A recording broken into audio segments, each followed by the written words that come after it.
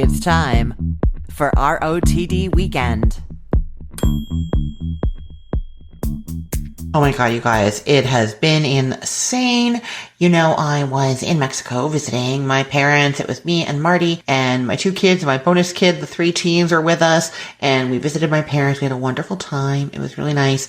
And then we came back. We landed at midnight and had a wedding to get to in South Florida the next morning. And the morning after that, we were back for an improv class. Marty and I have graduated from the SAC improv program, completely graduated, but now we are taking an extra class in musical improv. Yes, that is correct. We are actually going to be improvising a live musical, spontaneously improvised musical on April 16th. If you are in the Orlando area, come and watch us sing a story for you. Yeah, so that's happening. But yeah, we came back for that class.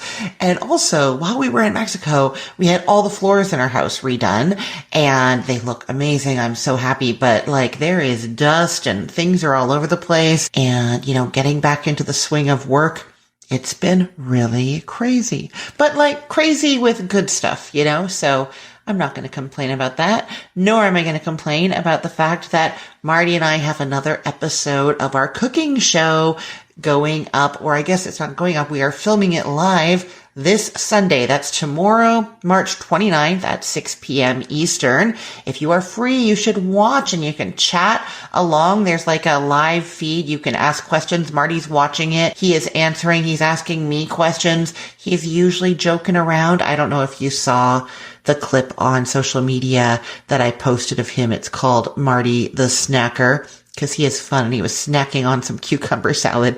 If you follow me on Facebook, Instagram, or TikTok, you'll see it. It's just one of the recent reels that I posted. But yeah, we have a lot of fun, and yeah, you can totally interact with us, and we love that part. So that is happening. If you want to find it, the easiest thing to do is to just go to my YouTube channel. It's the Cook the Story YouTube channel at 6 p.m. Eastern on Sunday, March 29th. Or if you go to thecookful.com/demo, there right at 6 p.m. there will be a link that you click that takes you there. So if you're having trouble finding it for any reason, you can do that. And I will put the link to both my YouTube channel and to that demo link I told you about in the show notes of this podcast episode. So you will find it for sure there. So here's the thing about this episode. We are coming straight home from our musical improv class and diving into this episode. We have a few hours between, but we have lights to set up and food to prep and all of that.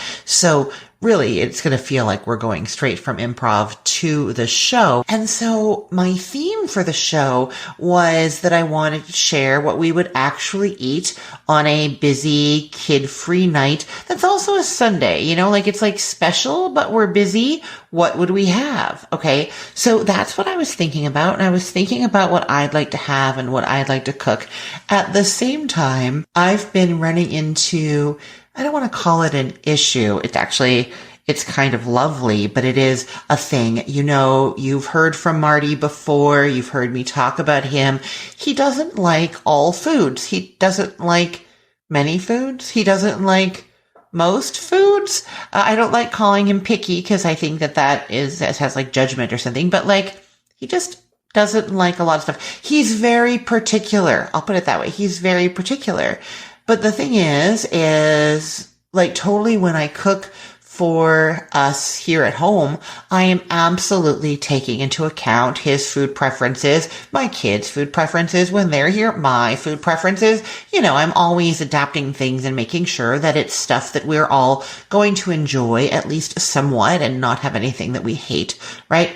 But when it comes to recipes that I am working on for the websites, those are not just within the bounds of things that Marty likes, right? Those are sometimes things that readers or listeners have requested. Those are things I've had in restaurants that I want to try, or something trending on TikTok that I decided to give a go with, you know? So the recipes on my website are not all fully Marty approved. And we were trying to figure out what to do with that. Like, how do we do a live cooking show where he is tasting things and his face is going to go, meh, at some of them. And we've decided to just embrace it and make that part of the show. You know, does Marty like it? And we're just going to know that he's sometimes going to say, well, I don't know what he's going to say, but it's going to be something like, this isn't for me. And that doesn't mean that other people won't like it. It's just not him, right? Okay. So we decided that we're going to try doing that and be like really honest about it and not, he doesn't have to, you know, pretend that he likes something. If he doesn't, that would feel very fake. So we're not doing that. Instead, he's going to be honest.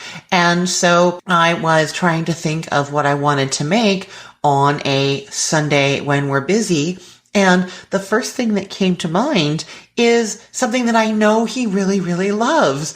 And then I was thinking about what to do with the leftovers from that.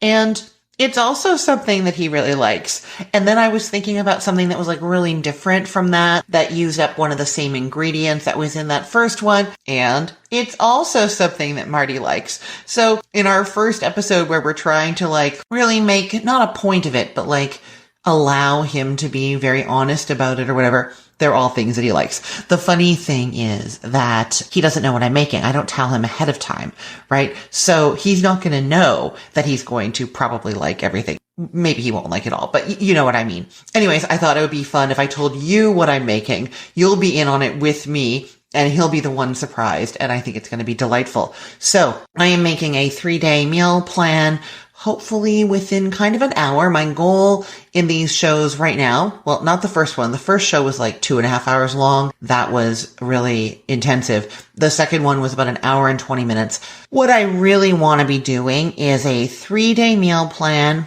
If you've heard me talk about the brilliance of 3-day meal plans before, you'll know why. If you haven't heard me talk about it, I'm sure I will bring it up during the live on Sunday, which is tomorrow. I keep forgetting that it's tomorrow. Yeah, I'll definitely talk about the 3-day meal plan there. But yeah, I'm going to do a 3-day meal plan. And my goal is to do it kind of within an hour, but without rushing. You know, I'm turning 50 this year. I rushed in kitchens in my 30s. I rushed around kitchens in my 40s.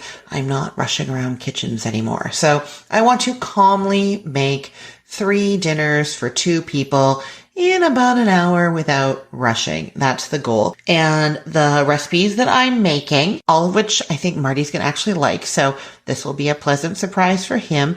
I'm doing some chicken cordon bleu stacks. So instead of like stuffing the chicken, you just kind of layer it with the cheese and the ham. And then there's like a crunchy topping on top. I'm doing that with some air fryer potatoes and a little cauliflower salad. And if I have the time, I might do a little sriracha mayo dip for the potatoes, which is one of Marty's favorite things, is sriracha mayo for potatoes. So that meal, I mean, he loves raw cauliflower. He loves the chicken cordon bleu stacks. I make them all the time. And yeah, he's going to like that. I'm doing the chicken cordon bleu stacks because they have the ham in them. And this is like a week before Easter. And I'm thinking it's a good idea for people to think about if they're going to have leftover ham. Speaking of ham, I'm just going to go on a tangent for a second. I have a new series out on social media that I don't know how I feel about it. I'm excited about it. It was interesting to do it, and it's rolling out now. So if you like ham, go and find me on social media. I am Cook the Story everywhere that I am, and you'll see me doing something I've never done on video before. It is a thing, but it has to do with ham and Easter, and you should check it out. So anyhow, the chicken cordon bleu stacks use ham. So next week when you have leftover ham, this is a great recipe. I'm also doing some easy chicken tacos. So that's going to use up some leftover chicken. When the chicken cordon bleu stacks are cooking, I'm just going to cook some extra chicken on the same pan alongside them so that I have it ready for these very easy chicken tacos. If you've been listening to me for a long time, I bet you know how I'm going to make these so easy. If you haven't been, and if you don't know, you have to watch and find out because it's going to blow your mind. They're so good. Okay, and then we are doing a sheet pan shrimp boil. So this is one of those things that I really like to highlight in the Cook for Two space for us, is those dinner ideas or recipes that you would only ever make for a big group that feel kind of out of reach for just 2 people. And my philosophy is that you shouldn't not be able to have them just because there's just two of you there. So how do I find ways to make those easy and scaled down? So you're not going to do a big shrimp boil with that big pot and all that stuff. Instead, we're just going to do a little mini sheet pan, and it's going to be really convenient and easy. So that is the third dinner, and that one has andouille sausage on it, which Marty really likes. Although, you know what? It has Old Bay as well, and I don't think he likes that. So we will see what Marty's opinion is of the third meal, but I think it's going to be a lot of fun. So if you are free on Sunday, that's tomorrow, March 29th at 6 p.m. Eastern, head to the Cook the Story YouTube channel or thecookful.com/demo and tune in. Make sure to say hi in the comments in that live stream feed, and let Marty know you're there. He'll tell me, and I look forward to seeing you there. Now, as I've been doing a little bit lately, and I might just embrace it and go with it, I do not have a guest today. I'm going to be telling you about something that I make all the time that I don't have a recipe for. So that is what is coming up next after the break.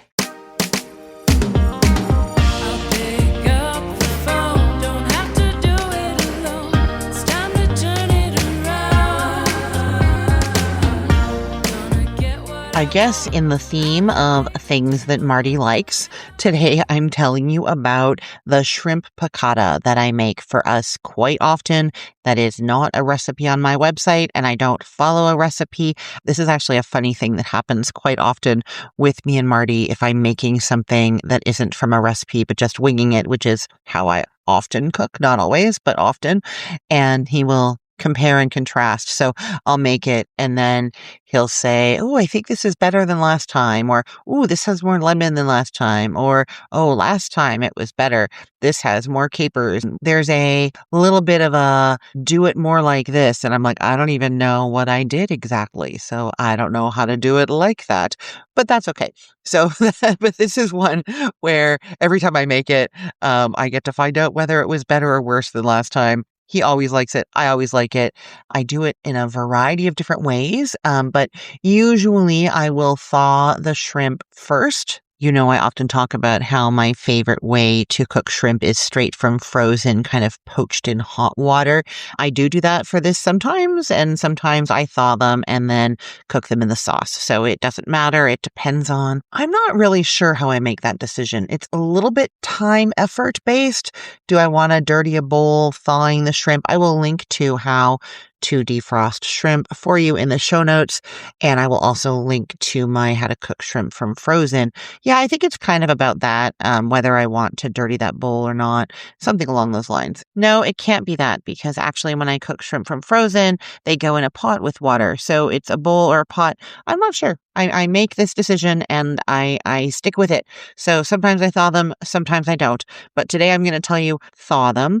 And for this recipe, because it's like messy and you're eating it with a fork, you don't want to have tail on shrimp. That is something I talk about all the time, because the shrimp are coated in sauce and then you've got to like pick them up with your fingers to take the tail off. Not fun. So you want tail off shrimp. Then you are going to get some olive oil in a pan and add some sliced garlic and a little bit of red pepper flakes to there. Keep it over low heat for a little while. Just let it be. You're kind of infusing the olive oil with the garlic and the red pepper flake flavor. And then once your shrimp are thawed, drain them and pat them dry. So, oh wait, I should just tell you the way I thaw them is to put them in a big bowl of cold water, and they thaw fairly quickly, like within 15 minutes, depending on their size. And then I drain them, and then I usually put some paper towel on top of them, like 4 sheets on top in the bowl, and kind of flip that around so that the paper towel is then under them, and then they're kind of dried in both directions. But yeah, pat them dry a little bit and season them with a little bit of salt. Okay, so now your garlic infused oil is there. It has the garlic and the red pepper flakes in it. Turn the heat up to kind of like a medium high and add the shrimp. And you are just cooking them until they are curled up a bit, opaque, pink and like cooked through. So you can tell they're cooked through when they're not translucent and they're nice and pink, except of course if they're Argentinian shrimp, which I love. I will link to my recipe for those for you. Those ones start out pink and kind of opaque looking, so it's harder to tell. But you can cut into one and you can tell if it's just a little bit more gelatinous in the middle, and they cook more quickly than regular shrimp. People say they taste like lobster or a little bit like lobster. Some people disagree with that. They are very delicate and delicious, though. I will link to that recipe for you. But yeah, unless you have Argentinian shrimp or another kind of shrimp that starts out pink or red, that is one of your best indicators. So once the shrimp are cooked, I add about a half a cup of chicken stock mixed with about a teaspoon of cornstarch, whisked until smooth, and I pour that over them. And as it's like coming to a simmer, I get some lemon juice, usually fresh lemon, but if I don't have any, it's the bottle from the door of the fridge, and that goes in just kind of like enough, kind of squirting it in there. The sauce is thickening from the chicken stock with the cornstarch, and then the lemon's just adding flavor. And then I take it off the heat and add capers, drained capers, like a good handful of them. And that's it. We like it on egg noodles, or you like that fresh pasta. I think it's Buitoni is the brand. Yeah, that's the brand that cooks really quickly. I like it on that. And, salad or green beans or something else will be going on. But that is basically how I make my shrimp piccata recipe. Okay, I will be back to tell you what is happening in my kitchen after the break.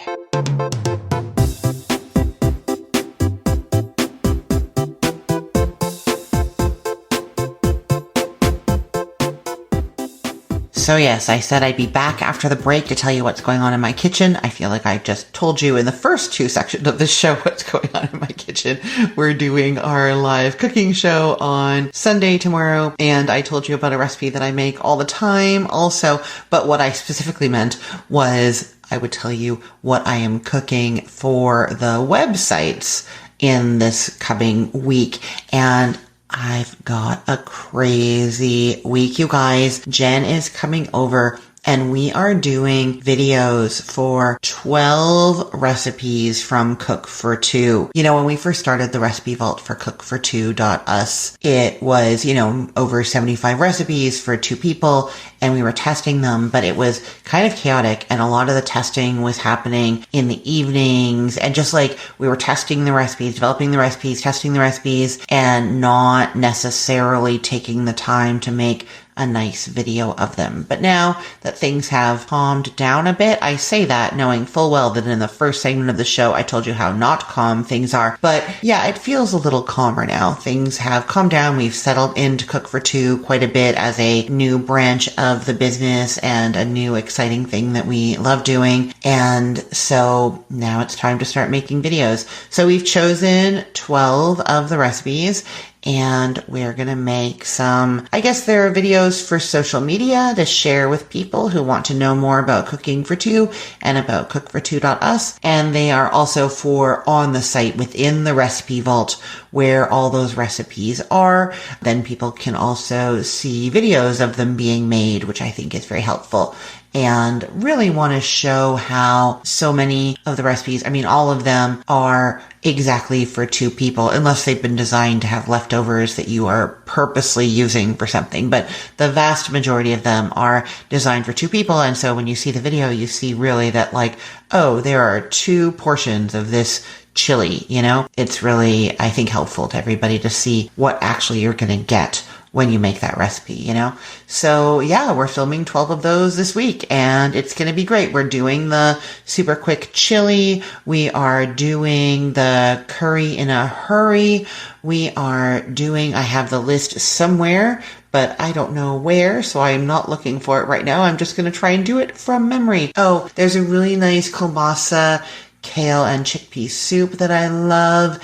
There is a butternut squash pasta, and there is, the pour over veggie pasta. I love that one. It's where you just sort of finely chop some vegetables and put them in a colander, maybe with some chicken or some beans, and then you cook your pasta. You put the colander with those uncooked veggies and possibly some cooked chicken or like the beans. You put the colander into a bowl, and then you drain the pasta over the colander and leave the pasta over the veggies for a couple of minutes. They're kind of sitting in the water with the pasta over top, and that cooks them. And then you add olive oil, garlic, Parmesan cheese. Well, you drain away the water. Olive oil, garlic, Parmesan cheese, oregano, different things to it. And it's delicious and so easy. We're doing that one. Anyways, we're doing 12 of them. It is going to be intense, but it's going to be fun. And I'm very excited about that. And so that's what I'm doing this week. And I can tell you what is new on the site recently. There was only one new recipe this past week, and it's a good one. It is on Cook the Story. It is pozole, and I'm going to spell it for you because I'm sure I'm pronouncing it wrong. It is Pozole, and it is a Mexican stew or soup with pork or chicken and chilies, and it's just very, very flavorful.